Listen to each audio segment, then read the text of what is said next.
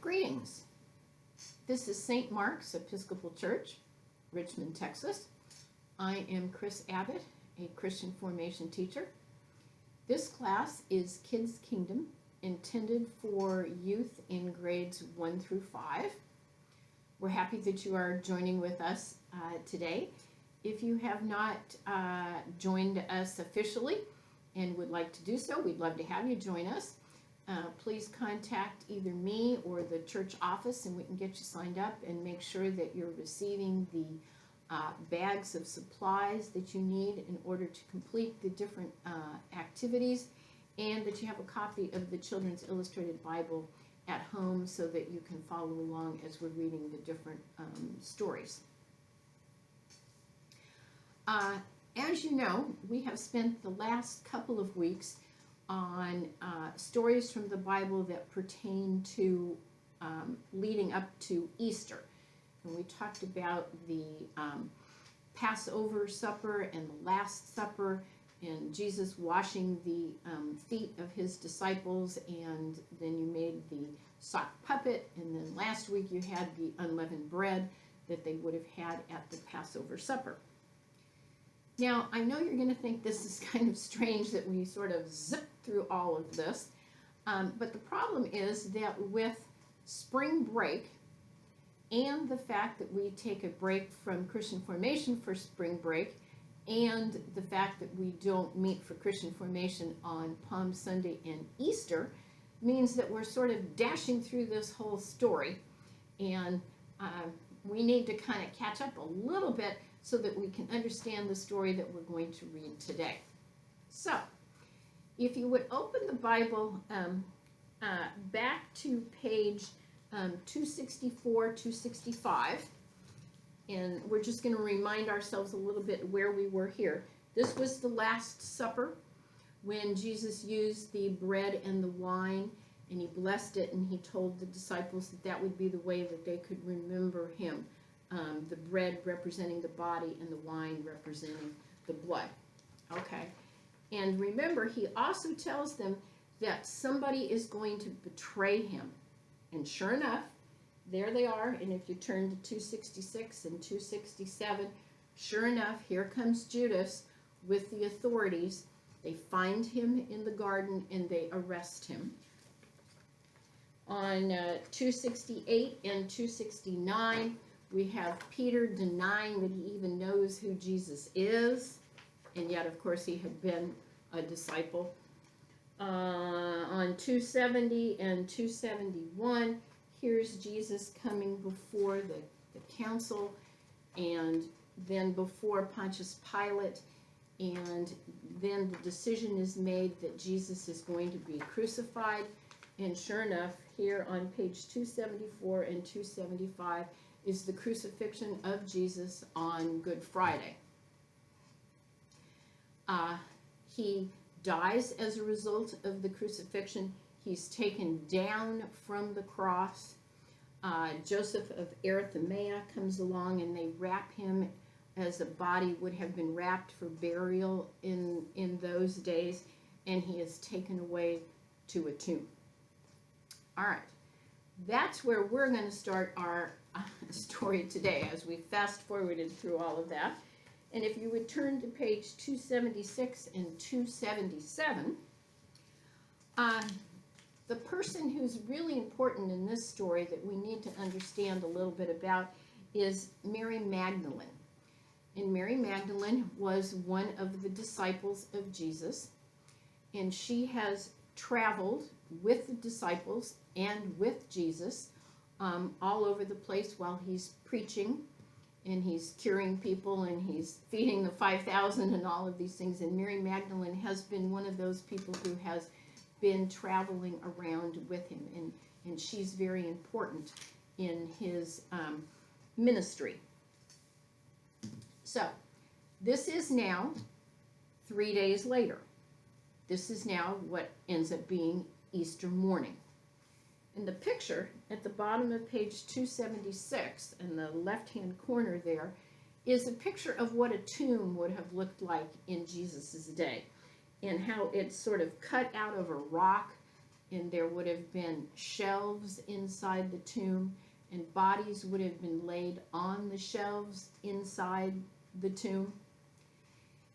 And then there would be a big rock or a stone that would have been rolled in front of the entrance to the tomb so that people wouldn't wander in, and of course there would be a smell to deal with, and the tomb is sealed with this rock.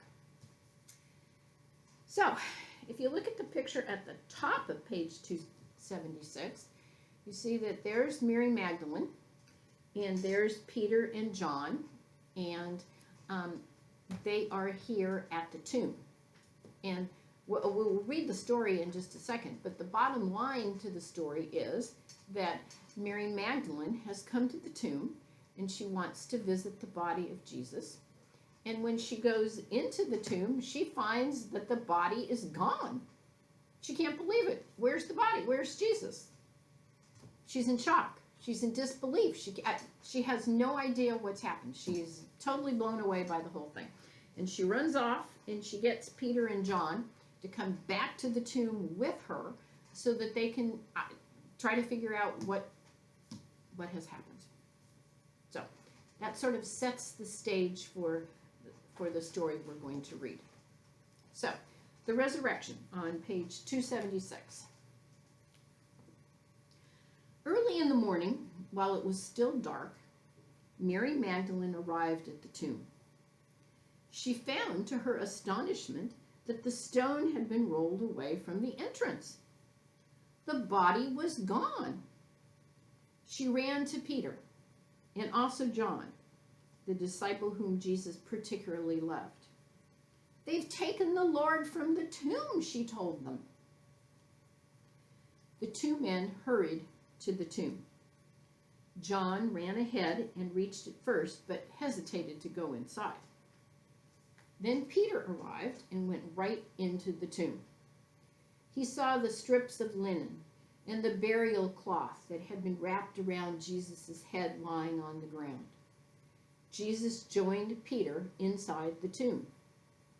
They both wondered if Jesus' body had been stolen or if he had risen from the dead. Peter and John returned home, but Mary stayed by the tomb, weeping.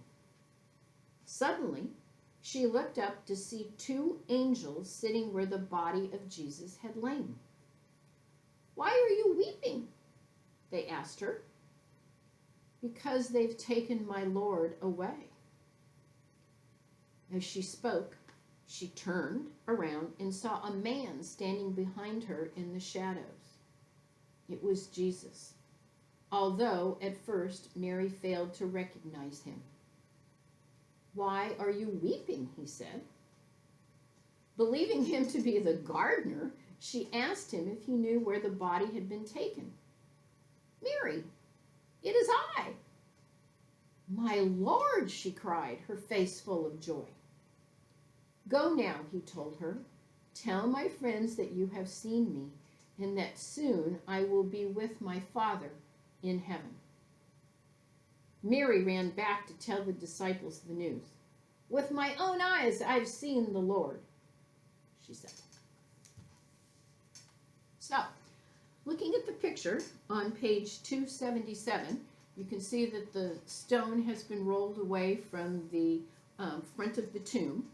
There are the angels sitting on the shelf where the body of Jesus had been lying.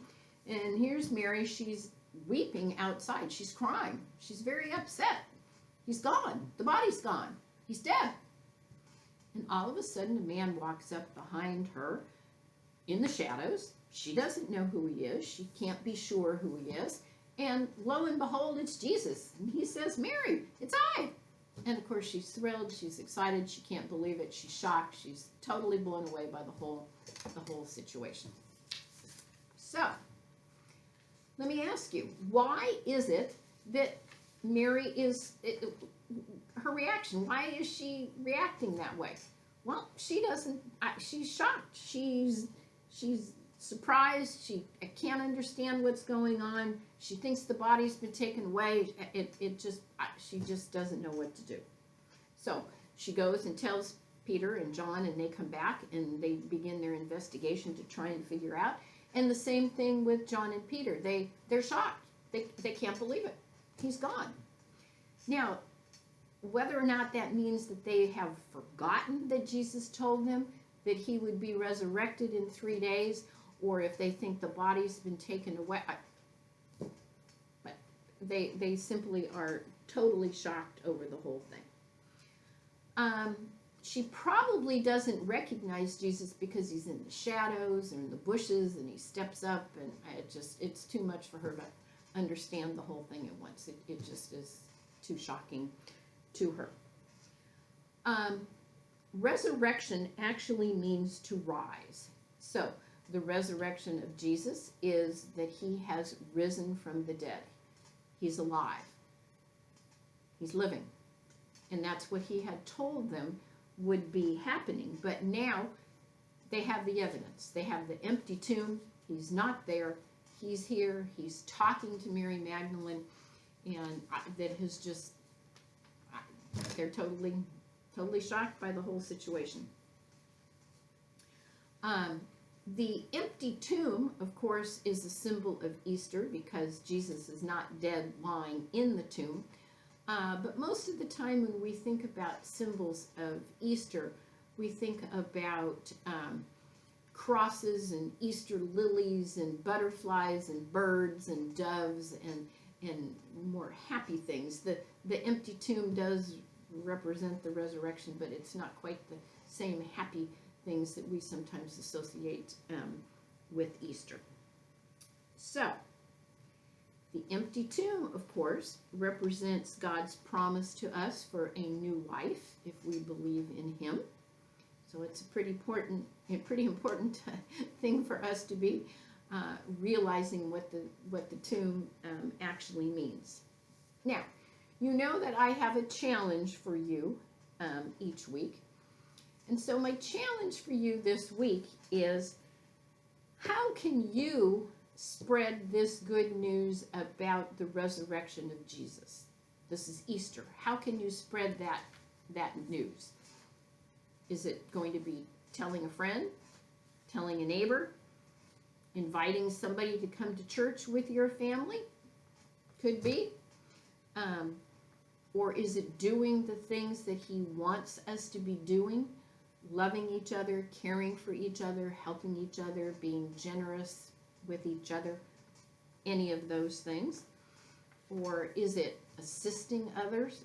What is it that you can do to help spread the news about the resurrection of Jesus? That's your challenge for the week ahead. All right. In your supply bag, you will find that we're going to be painting little sun catchers this week. So you have a couple of the little plastic sun catchers. This one happens to be a dog, and this one is a cat. They, of course, represent life and living and all of the wonderful things that God has given us in nature. Some of the sun catchers were birds and fish and larger animals or trees or whatever. And you have a couple of the little paintbrushes and some of the paints to be able to paint the sun catchers. The directions for the sun catchers do say that it's best if you wash them with soapy water first and dry them. Maybe they have some kind of plastic film on them or something, and that the paint will stick better to them if you wash them first. So I'm suggesting that you do wash them first. The paint is not permanent paint as long as it is wet. But once it dries, that's it. It's permanent paint. It's not going to come off. So if you got it on your hand or on a table, or you don't like the way you're doing the painting of the sun catcher, then as long as the paint's wet, you'll be able to get it off. But once the paint dries, that's it. It will be permanent, and you'll be stuck with that. So I hope the little sun catchers will help you think about Easter. We will be taking a break, as I said, for spring break, and then also for Palm Sunday and for Easter. So I won't be seeing you again for a while, But after Easter, we'll be focused again on the ministry of Jesus and the things that he has done now that he has risen from the dead. So, as you know, we always conclude our lesson with the Lord's Prayer. The Lord be with you. Our Father, who art in heaven, hallowed be thy name. Thy kingdom come, thy will be done, on earth as it is in heaven. Give us this day our daily bread, and forgive us our trespasses, as we forgive those who trespass against us. And lead us not into temptation, but deliver us from evil. For thine is the kingdom, and the power, and the glory, forever and ever. Amen. So, happy early Easter greetings to you, and I will see you again after Easter. Goodbye from St. Mark's Episcopal Church, Richmond. Bye-bye.